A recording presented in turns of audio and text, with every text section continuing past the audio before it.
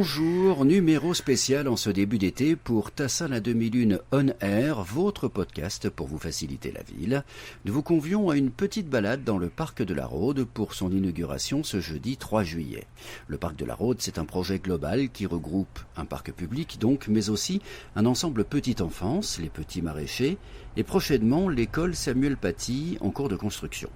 Pour présenter le projet, nous sommes avec Pascal Charmeau, vous êtes le maire de Tassin. Ce projet, il est particulièrement important pour vous? Oui, c'est le projet phare du mandat.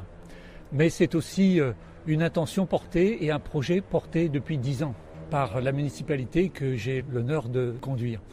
10 ans de travail pour aboutir à un projet innovant, un projet unique, une école dans un parc. Et ça, c'est quelque chose encore de tout à fait moderne, de tout à fait inattendu, que nous avons réussi à mener avec les bons partenaires.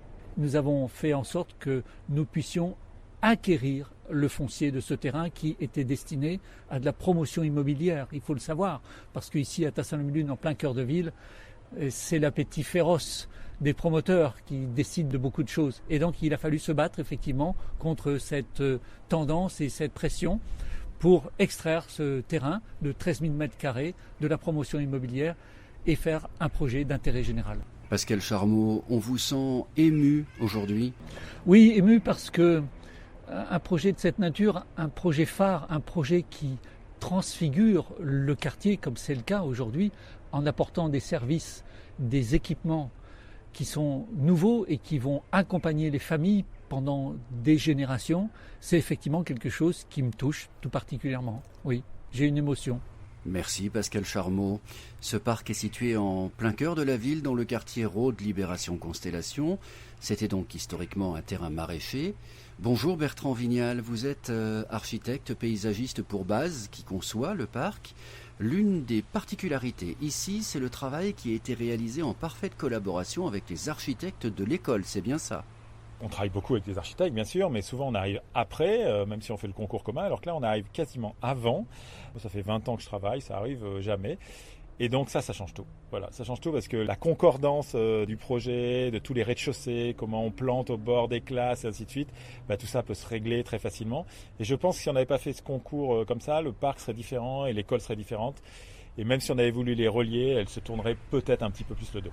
Bertrand Vignal, on peut dire que c'est un projet qui a été pensé dès le départ avec une dimension écologique? C'est un projet le plus écologique possible. On n'a justement pas essayé d'amener de la terre, mais travailler les sols en place. Donc ça veut dire moins de camions, travailler le sol qui était là. Donc c'est super, avec les champignons qui étaient déjà dans le sol à cet endroit-là. Et puis on a planté une grande diversité d'arbres pour s'adapter bien sûr au réchauffement climatique, parce qu'on ne sait pas lesquels vont évoluer et comment. Donc il faut diversifier. Et on a planté des très grands, des moyens et des tout petits qui vont donner ce sentiment de nature, de la concurrence qu'on retrouve un peu dans les massifs forestiers. Et puis au milieu, on a une grande prairie toute simple qui ouvre sur le paysage derrière. Et en complément, on a aussi une mare écologique qui se développe grâce aux eaux qu'on pompe depuis la Noria et puis grâce aux eaux aussi récupérées du bâtiment de l'école. Merci, je me tourne vers Claire Schütz. Vous êtes adjointe chargée de l'environnement, des espaces verts et des cours d'eau. Cette mare dont vient de parler Bertrand Vignal, vous y teniez? Oui, on a pour des questions de cycle de l'eau, de ramener l'eau à la parcelle et aussi dans un souci de biodiversité, on a pu créer une mare qui est quand même assez conséquente et donc c'est une mare qui fonctionnera comme une mare naturelle, une mare dans laquelle on a déjà des plantes et des larves de libellules, des ditiques, enfin il y a plein de choses qui se sont déjà installées spontanément. C'est pas du tout un nid à moustiques parce que justement avec la présence de ces larves qui sont carnivores, on va pas du tout craindre d'avoir plus de moustiques dans le secteur. C'est très intéressant parce qu'on y met un platelage pour l'école, donc ce sera fermé bien sûr côté école, mais ils pourront y aller facilement pour faire des observations. Il y a aussi un platelage côté public qu'on n'ouvrira qu'à la fin des travaux parce qu'on est quand même en proximité et puis il faut que cette mare ait tout le temps de s'installer, que toute la biodiversité puisse vraiment venir. Donc voilà, c'est un joli sujet et ce sera aussi une source d'observation merveilleuse pour la nature. Merci Claire Schütz pour ces précisions sur cette superbe mare en pleine ville.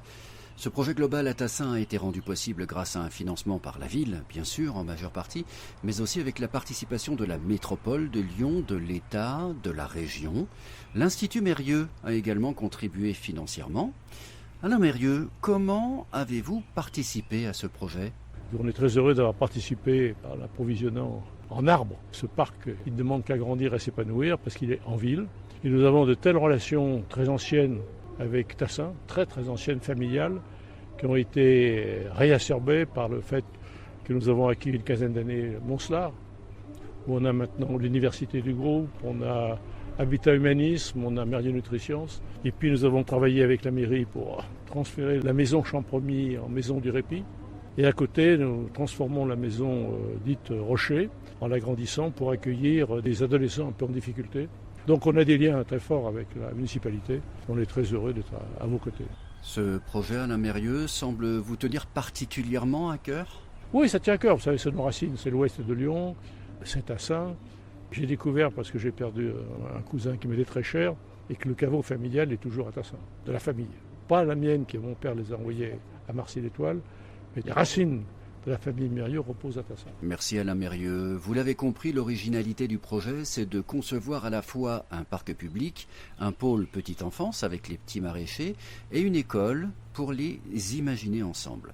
L'école Samuel Paty est en cours de construction actuellement. Nous en profitons également pour procéder à la pose du premier bois. Qui de mieux que l'architecte pour nous décrire le futur bâtiment ? Julien Leclerc, vous êtes architecte pour le cabinet Vurpa. Pouvez-vous nous décrire le bâtiment que vous construisez actuellement, cette école Samuel Paty ? On a 3 noyaux qui sont 3 escaliers qui vont irriguer le bâtiment. Et à ces 3 noyaux, une grande structure en bois va venir s'accrocher sur 2 étages, plus une cour sur le toit, qui va assembler un bâtiment qui est assez simple, qui est parallélépipédique, qui est assez rationnel. On n'a pas fait un bâtiment qui est expressif pour lui-même, mais qui est plus au service de l'usage et d'une inscription dans un contexte plus général, un contexte arboré aussi. Ça va être une qualité de vie et d'usage plus que d'expression un peu forcée qu'on n'a pas souhaité, voilà, tout simplement. Merci Julien Leclerc, merci à tous. Le parc de la Rhôde a donc été inauguré ce jeudi 3 juillet. Il n'est pas encore ouvert au public pour laisser le temps à la nature de s'approprier l'espace. Nous vous reparlerons du parc de la Rhôde et de l'école Samuel Paty dans nos prochains numéros. Dans votre agenda à Tassin, rendez-vous dimanche 13 juillet à 22h45 sur le parvis de l'Hôtel de Ville pour le feu d'artifice en musique. Et puis le lundi 14 juillet à 11h30 dans les jardins de l'Hôtel de Ville pour partager un moment convivial autour de l'apéritif républicain. Inscription sur le site de la ville. Enfin, ne manquez pas les différentes animations des estivales tassilunoises tout au long de l'été. Retrouvez le programme complet sur atrium-tassin.fr.